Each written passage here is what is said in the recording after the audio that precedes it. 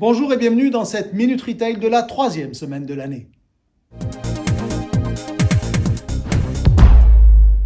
Il y avait eu l'année des U pour les chiots et les chatons en 2023, il y aura l'année des U pour le commerce en 2025.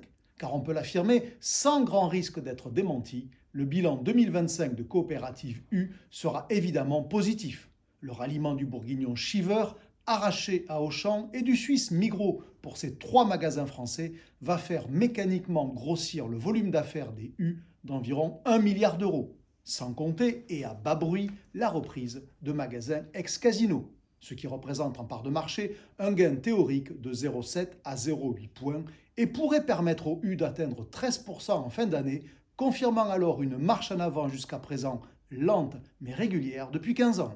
Un premier Hyper Migros a pris sa nouvelle enseigne Hyper U cette semaine, les autres suivront à brève échéance.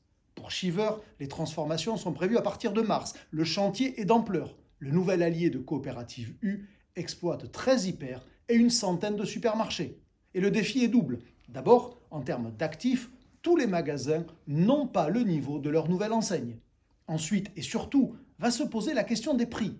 Chiver doit alléger sa structure de coûts pour suivre le niveau des U, qui sont à date les meilleurs challengers de Leclerc en prix, notamment parce que leurs coûts logistiques et d'exploitation sont plus bas que ceux de Carrefour par exemple, alors que les hyper Auchan de Chiver sont aujourd'hui 5% plus chers que la moyenne de leur enseigne. C'est dire l'ampleur du défi.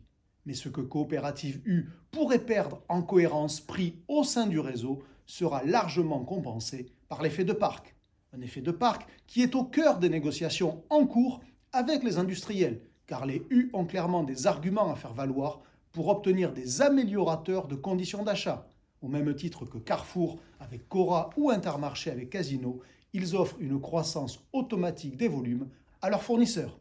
Voilà pourquoi 2025 sera l'année des U. Alors d'accord ou pas d'accord, dites-le moi en commentaire et tant pis si ça me pique.